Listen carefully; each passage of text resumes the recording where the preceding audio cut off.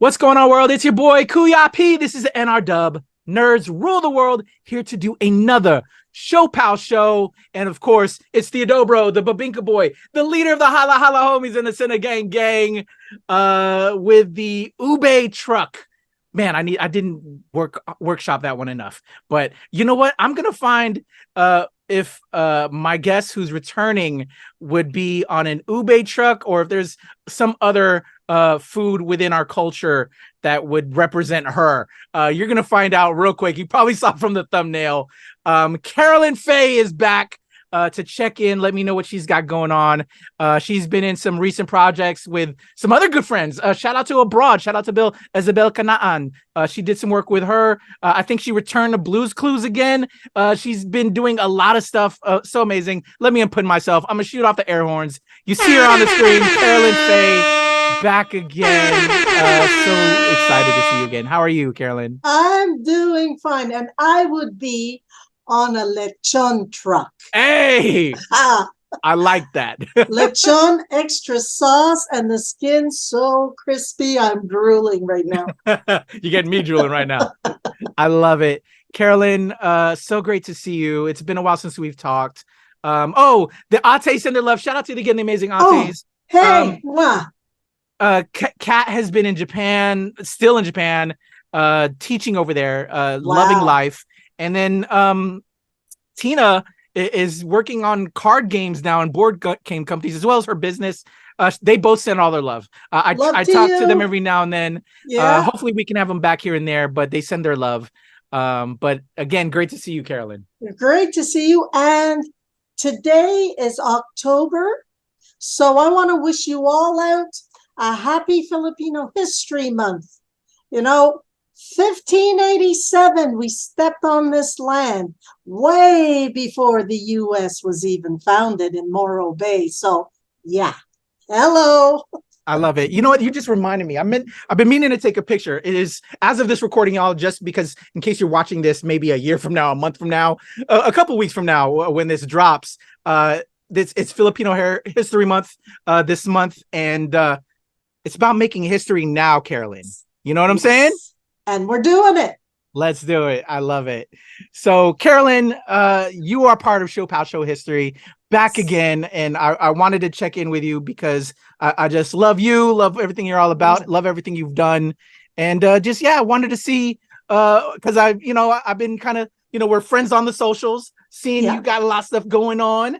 What's new with you? How's life? How's your spirit? And hopefully I can rejuvenate you with vibes that you are loved. Thank you. Vibes are great. Life is good. Man, I've got a boatload of news for you. I've been doing a lot of work behind the camera. Yes, Blues Clues. Season 5 is coming up, and that'll happen when it happens. But behind the scenes, behind the camera rather, I've been doing voice for a couple of cartoons. One is PBS Kids, called Work It Out Wombats. I play a Filipino post person, a postal worker. Yep, my name is Gabrielle, and I have a son and grandkids, and our characters are the Filipino eagle. Oh, wow. Pretty cool. And they wanted... I'm going to Google that real quick while you're talking. I want to see this. Work It Out Wombats. And it's I believe it's for toddler age. So they learn computational thinking, how to solve problems, a really good way to educate the young ones. And then I did a Disney production of Pinecone Pony voice. Good Lord, who was my character? I was a warrior. But I have a brain fart right now, and I forgot who my character was. But yeah, I played a warrior. Aside from that, this calendar year from January 1st to which will end December, I've been a playwright in residence, an artist in residence at Tarragon Theatre here in Toronto. I saw that. And, Nice. yeah. So I wrote 7 plays. Ooh. All 7 plays has a touch of Filipino-ness in them. One is called The Scream. It's about an older couple waking up to their racism and how they make others feel othered because their son falls in love with a Filipina and they have to face that. Whoa. Then I wrote a horror play based on a Filipino folklore about a shape-shifting monster who seeks revenge on a person who did her wrong in the past. So that's one I'm really excited about. Another one is called I, Caesar, which is about the elderly, an elderly Filipino woman who's lonely, and all she has is her computer screens, and because she's lonely, and this is in the future, all she can do to communicate is go online shopping. And she's talking to someone on the screen. Now, is that person AI or is that person real? We'll find out in the play. Oh my goodness. Then another one is about reincarnation. Filipino woman. It's a given. This is her last day on earth, and she is given the chance to listen to her younger selves talk to her. So that's one. And another play, I call it Homeless for now, but I figure the title will change, is about a person, a Filipino or a Filipina, who had everything they had in life and decides to give it up to become homeless. So that's one. And the final one that it's like Logoria. It's just spilling out of me. The final one that I'm just ready to put the end on the document is called Sisu. It's a Finnish word that means beyond perseverance. It's a do or die situation. You know, when you want something so bad, you're going to do anything and everything you can to get to it. So, and there's all Filipino-ness in there. So talk about representation. Yes, I've been writing because although we're seeing our presence out there on media, I don't think it's enough. I mean, hats off to Dolly De Leon. She's doing it. Hats off to so many, good Lord, Alex Malari, who's out there, to you and to all the Filipinos out there across the globe, but we still need more. Yes.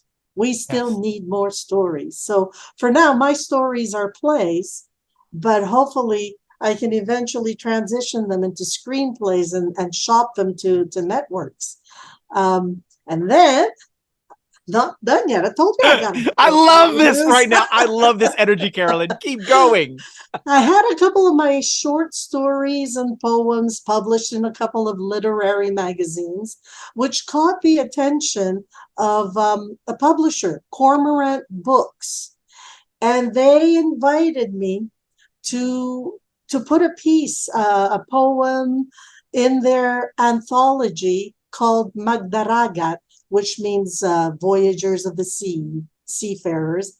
And I'm in with about, I think, 50 other Filipino-Canadian writers.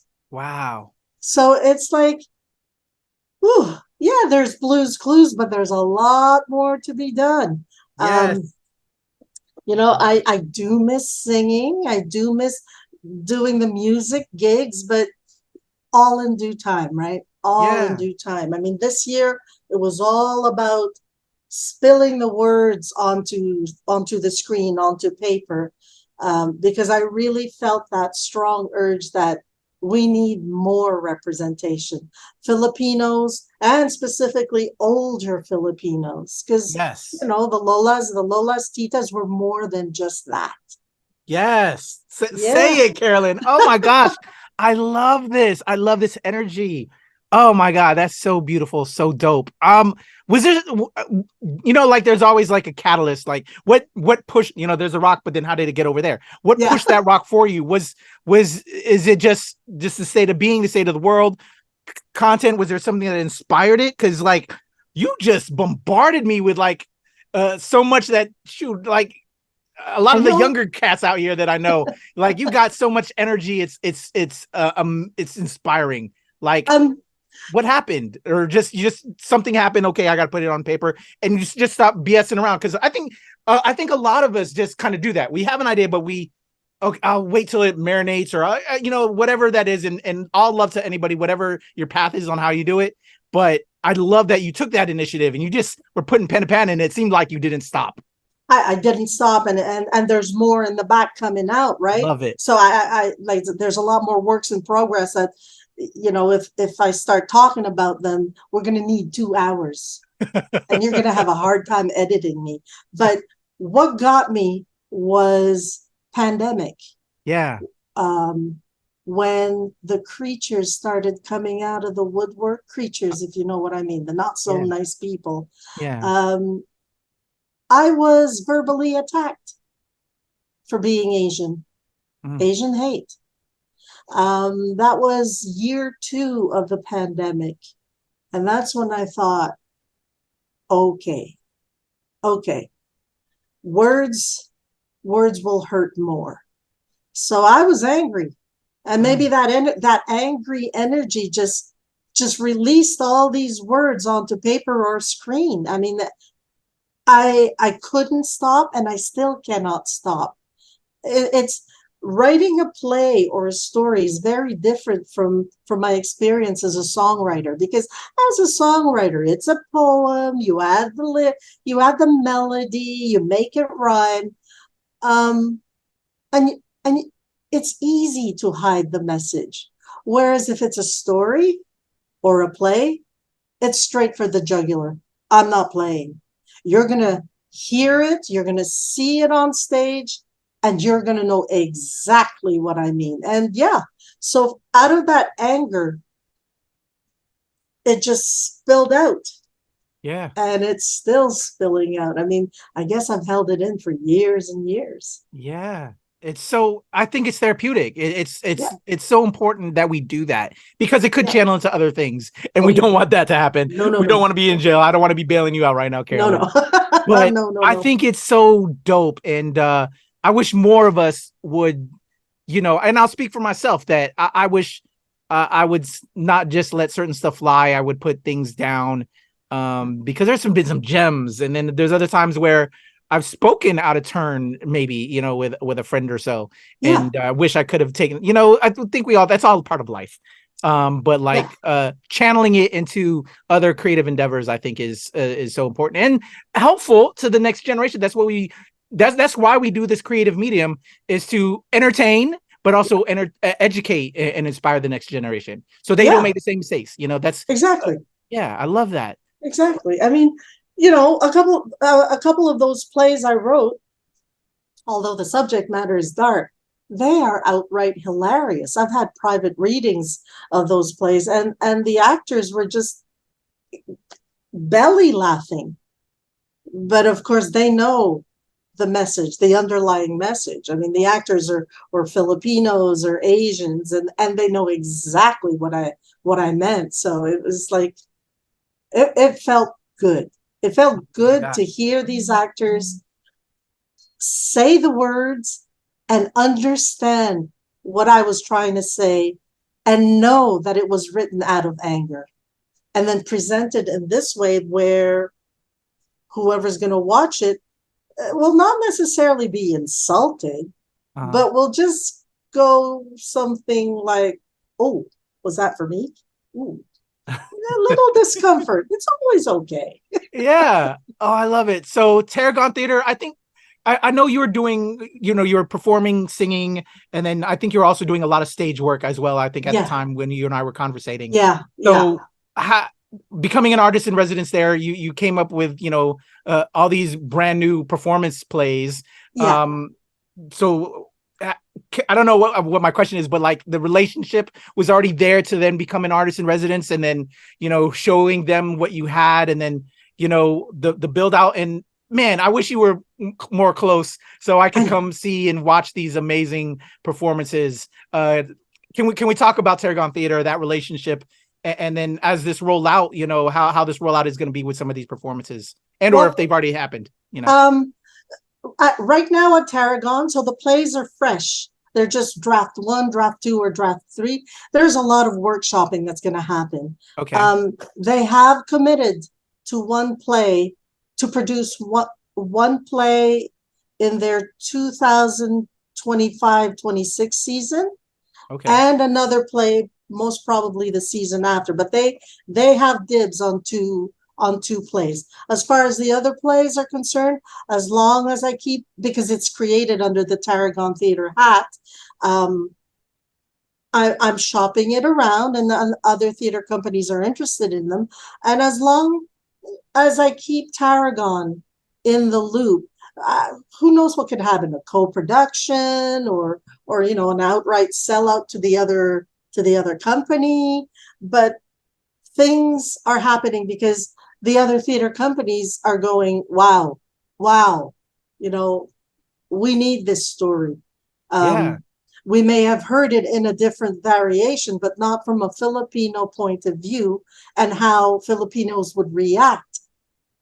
Because, our culture, our mannerisms, our reactions are very different from others. So all that, I mean, I keep saying to our kapwa, kababayans, I say, oras na natin. It's our time.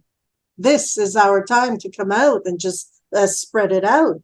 And I'm just so grateful for Tarragon Theater, who gave me the keys to the house, basically. Here's the key. You got an office in the corner over there. Do what you want. And out comes all this. I love it. The residency ends December 31st. I have a heavy heart with it because it's coming soon. We're October as we record this interview. We're in October. But, the relationship will go on. I mean, the key will always be there. And they will continue to support, because who writes 7 plays in a short span? I mean, we're not even finished the full year. Yeah. There's interest there. And as of next year, calendar year, I'm going on tour as an actress again. I'm going to be back on stage doing Uncle Vanya, but we're doing a Toronto tour, one in Hamilton. I'm going to be spending a month in Hamilton, Ontario, and then we're coming down to Mirvish back here in Toronto. But that takes me technically 3 months away from other front of camera things. Yeah. So, it's abundance coming from the universe. I asked for it, and I'm getting it. And dang, I wish this on everybody. I love it. Oh my gosh. I love this energy. You look amazing, Carolyn, by the way. You are just beaming, just beauty, inspiration, creative vibes. I love this. I'm taking it all in to hopefully do it myself. I love this. Thank you. Of course. So I was curious with like the whole Tarragon thing and residence, because like you put in work, and I just want to know what the people can do to help, maybe push those things along. So you have these plays that you wrote that I know I want to see it. So like, what can the people do to like show you love, and then maybe like do we need to write to Tarragon? Like, I want to see these performances like sooner rather than later. Well, if you want to see them from wherever you are, and if you are a theater goer, approach your theater company and say, there's a Canadian Filipina up north. She wrote plays that are Filipina based, new works. Tell that theater company to get a copy of it, to maybe read it, and then maybe have it produced so you can see it wherever you are. Oh man, definitely. Yeah. Spread the word, y'all. I am going to holler at some of my peoples, and I can't wait to see what's going to happen, because you and I have talked. You know, this is the kind of content that I want to inspire, nourish, see, consume myself. I love this, and anything I can do to show love and appreciation, I'm going to do that, Carolyn. And just also to just see it adapt into other areas as well, like you were saying. And I love that you brought that up. So like, okay, Carolyn's already on point with that. Like I want, can we turn this into, because not everybody wants to see a play, although stage is amazing. Yeah. But, those that consume TV or short films, feature films, if it can cross over, that would be amazing as well. Whatever it can, to whatever medium we can bring it to get people to see it and lay eyes on it, and just that would be amazing. Oh yeah, and if I may throw it out to you and the universe and to all who's watching this right now, that horror play, it's called Still Life. My dream actress to play the main character would be Dolly De Leon. Dolly, if you're listening, can you tell your agent to talk to a producer? I have the play ready, and I want you to be the main on this story. I would love her to play the main, and it's a monster. Literally, I love it. A monster. I'll tell you this, Carolyn. As of this recording, in a couple of days, I'll be talking to Dolly De Leon for her film, A Very Good Girl. Yes. Coming from ABS-CBN. When I have a spare moment, if I can slide that in there, I'll let her know, hey, I have this other actor friend, her name's Carolyn Faye. She'd love for you to be in her project. I'll see if I can include that in there. But yes, I love Dolly. Triangle of Sadness was amazing. She owned it. Killed it. Oh Carolyn, my gosh. She killed that. Yeah, she did. Yeah. And I can't wait to see her latest film. A Very Good Girl. Yeah. A Very Good Girl. Oh, I mean, I saw a clip, a promo clip of her saying, "So you want me to play the bad guy, huh?" Oh yes. Oh yes, I want to see you play the bad guy. Yes. It's so good. Carolyn, yeah, I've checked it out. It's super good. It's amazing. I can't wait. Look for those interviews along with your interview, Carolyn. Always a pleasure to chat with you. Thank you so much for coming through. As those develop, as they get announced, I got to have you back. And then, when Blue's Clues, the new season drops, we'll have you back to just talk that a little bit. Right. The Wombat. I'm working out Wombats, Pinecone Pony. I'm so happy for you, Carolyn. Just your energy, your spirit is just infectious, and just I love you for that. Thank you. Love you. Mwah. Thank you. All right, Carolyn, let's get up out of here. Let's throw them socials at the people. I'm also having it in the description below, y'all. So make sure, in case you can't remember it, be in a safe space, because a lot of people like to listen and drive while checking me out. Be safe, pull over. I'm going to have all the links in the description. But if you can remember, Carolyn, how can they reach out to you? I'm on the socials, Facebook, Instagram, Twitter, The Carolyn Faye. You can't miss me. All right. Carolyn Faye, part of the Longaniza Lover crew, right? Was it the Longaniza? Was it Longaniza? No, Lechon. Lechon. Lechon. Longaniza is good, but Lechon rules. Lechon. Love me some Lechon, and I love me some Carolyn Faye. Always a pleasure. I love your spirit, and I look forward to chatting with you again, Carolyn. Thank you. All right, everybody. Carolyn Faye, your boy Kuya P. Nerds rule the world. And as we say when we sign off, mahal kita, salamat.